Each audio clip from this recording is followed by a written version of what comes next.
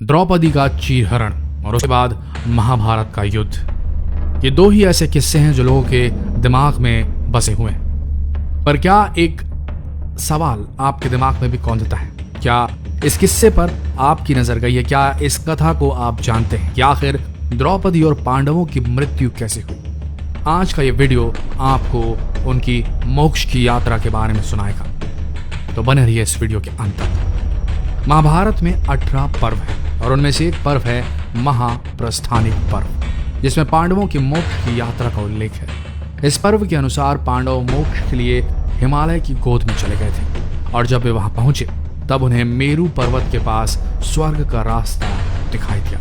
लेकिन दुर्भाग्यपूर्ण इस यात्रा में सबसे पहले द्रौपदी की मृत्यु हुई और धीरे धीरे सभी पांडव मृत्यु की आगोश में चले गए। लेकिन इन पांडवों में सिर्फ युधिष्ठिर ही एक ऐसे पांडव थे जिन्होंने अपने शरीर के साथ स्वर्ग में प्रवेश किया था। ऐसा क्या हुआ था कि सिर्फ युधिष्ठिर ही अपने शरीर के साथ स्वर्ग तक पहुंच पाए थे और बाकी लोगों की मृत्यु हो गई थी?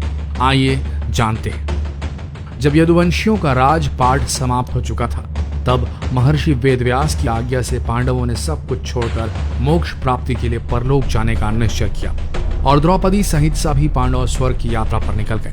जब वे स्वर्ग के मार्ग पर चल रहे थे तब उनके साथ एक कुत्ता भी चलने लगा।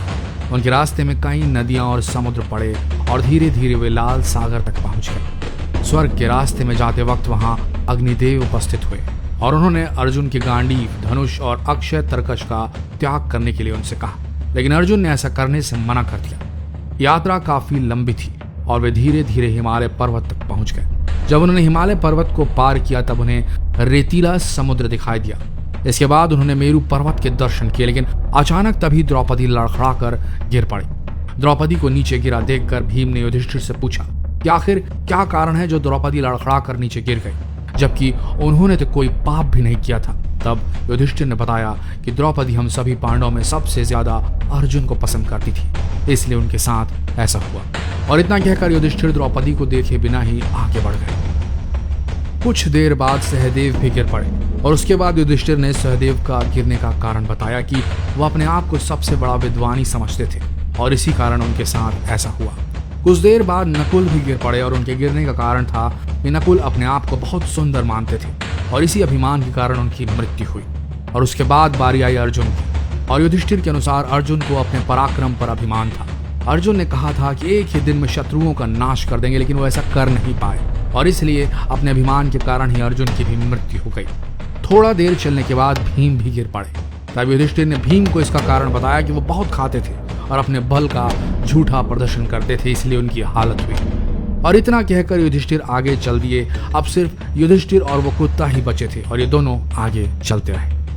थोड़ी दूर चलने के बाद इंद्रदेव स्वयं अपने रथ पर सवार होकर युधिष्ठिर को लेने के लिए पहुंच गए। युधिष्ठिर ने इंद्र से कहा कि मेरे प्रियजन रास्ते में गिरे पड़े, कृपया उनकी भी कोई व्यवस्था कीजिए। तब इंद्र ने कहा कि वो लोग पहले ही स्वर्ग पहुंच चुके हैं और वे सभी शरीर त्याग कर स्वर्ग पहुंचे, लेकिन आप अपने शरीर के साथ स्वर्ग में जाएंगे। इंद्र की बात सुनकर युधिष्ठिर ने कहा कि यह कुत्ता मेरा परम भक्त, इसलिए इसे भी मेरे साथ स्वर्ग जाने की आज्ञा दीजिए। लेकिन इंद्र ने ऐसा करने से मना कर दिया।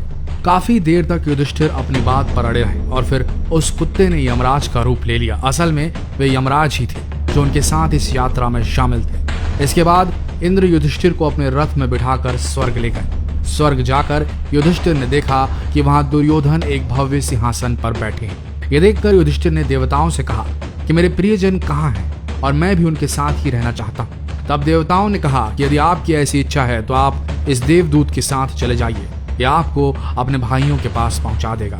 और फिर युधिष्ठिर उस देवदूत के साथ चले गए। देवदूत युधिष्ठिर को ऐसे रास्ते पर ले गया जो बहुत ही खराब था और उस रास्ते में बहुत अंधेरा था। चारों तरफ से बदबू आ रही थी, इधर उधर मुर्दे दिखाई दे रहे थे। वहां की दुर्गंध से तंग आकर युधिष्ठिर ने देवदूत से पूछा कि हमें और कितना आगे चलना है और उनके भाई बंधु कहाँ हैं। युधिष्ठिर की बात सुनकर देवदूत ने कहा कि देवताओं ने कहा था कि जब आप थक जाएं तो आपको लौटा लाऊं, यदि आप थक गए हो तो हम पुनः लौट चलते हैं। तब थक हार कर युधिष्ठिर ने ऐसा ही करने का निश्चय लिया और जब युधिष्ठिर वापस लौटने लगे तो उन्हें रोने की आवाज सुनाई थी। वो सब युधिष्ठिर से कुछ देर वहीं रुकने के लिए कह रहे थे।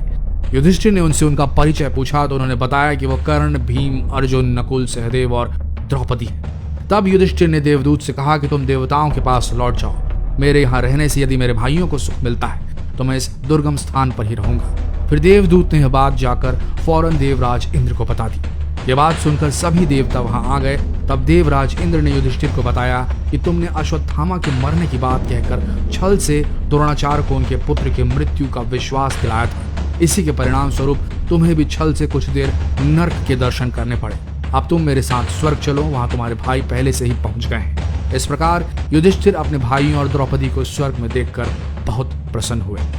आशा करते हैं ये वीडियो आप सबको वो गाथा सुनाने में कामयाब हुआ होगा जिसके लिए आप यहाँ हैं। जितना हो सके इस वीडियो को शेयर करें फेसबुक पर, व्हाट्सएप पर, और ऐसे ही वीडियोस के लिए हमारे इस पेज को अभी फॉलो करें। मिलते हैं अगले वीडियो में, तब तक के लिए आप सबका धन्यवाद।